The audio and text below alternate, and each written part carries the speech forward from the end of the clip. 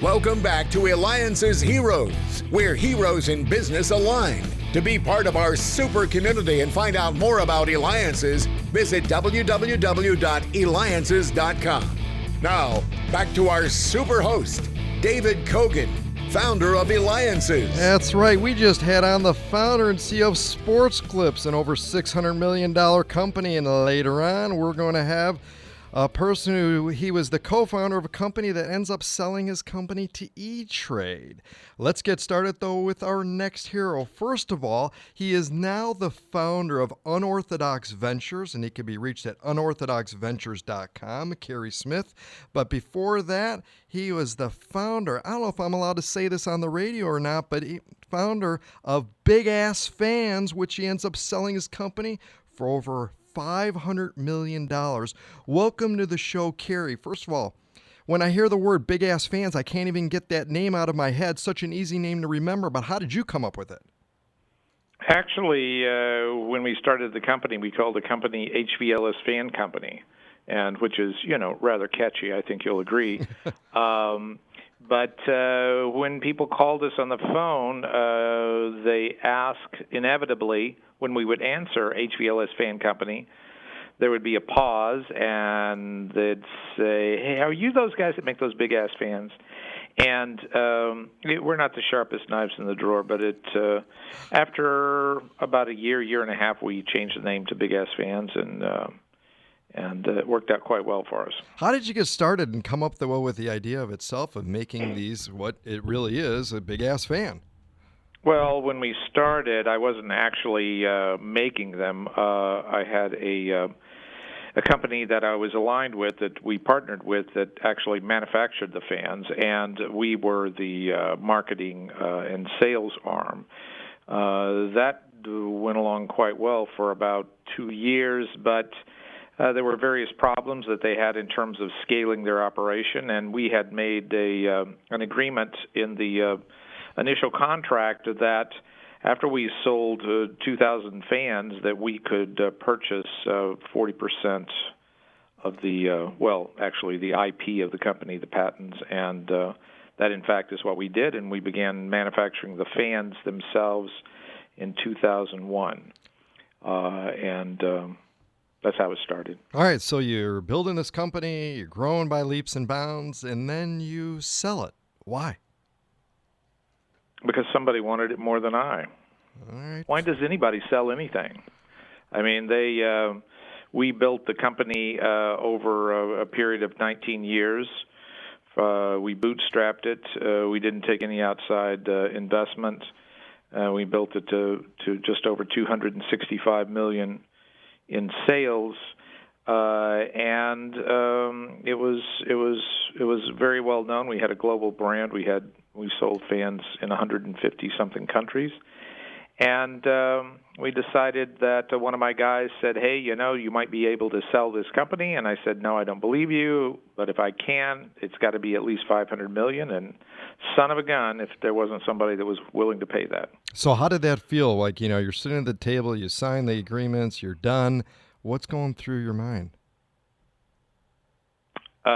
Not a lot. Actually, it's not. It's anticlimactic, I think, is the best way to describe it. It's not as if you're supercharged with anything, because we had been working in this company for a long time, and obviously had been successful for a long time, so it wasn't as if we were living hand to mouth. And I think the best thing about it, from my perspective, was that I had a number of my employees. We had over 1,000 employees, but a number of those were involved in a SARS program, which is like a stock option program. And so the day after I received the check for $500 million, prior to the time that Uncle Sam came to the door, hat in hand, I was able to write checks for $50 million to people that worked with me, and that was the best part of the whole thing. Excellent. The part that involved paying Uncle Sam $100 million was not that wasn't such a good thing, but.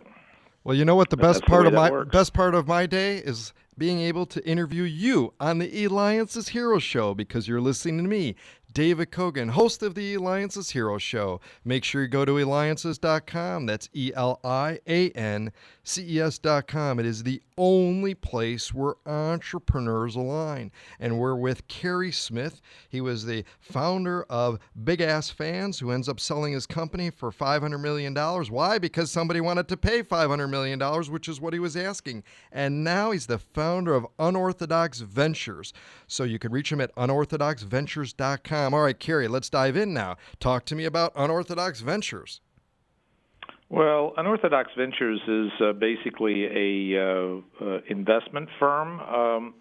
There were 8 of the people that worked with me at the fan company after we sold the fan company, and they were released, and they were my best, some of my best employees at the fan company. They were engineers, finance guys, operators, marketing people, and we formed Unorthodox Ventures. And I asked them where they wanted to be because we were in Lexington, Kentucky, and though Lexington is a wonderful town if you're a horse, none of us were horses. And they decided, they're a rather young group, and they decided what they wanted to do was move to Austin, Texas, and that's what we did.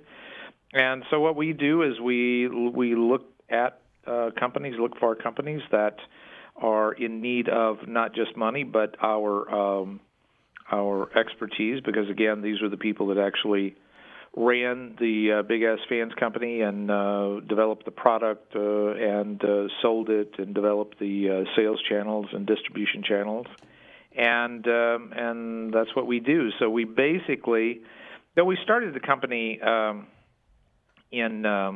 right after we sold the fan company in December of 17, so almost 2 years ago.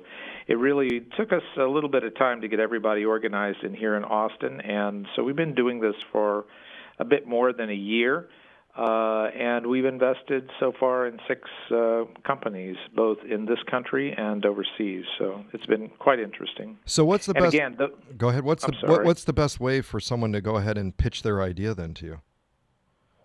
I think the best way is simply to touch bases with us via email, or go to our website. I mean, that's the easiest way to do it, and we get a lot of people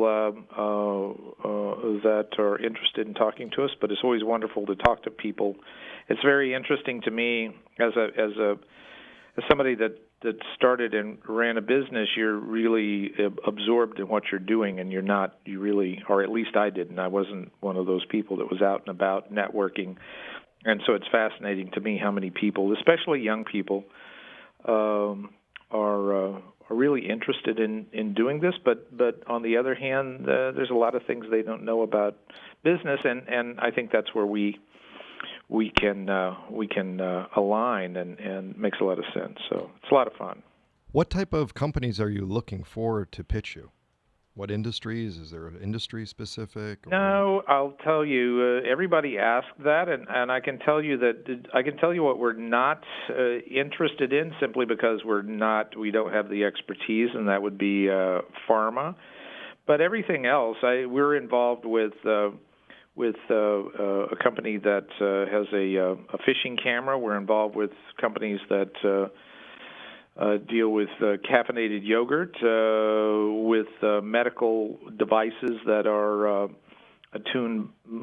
medical devices that are directed towards the consumer market. So it's a lot of things.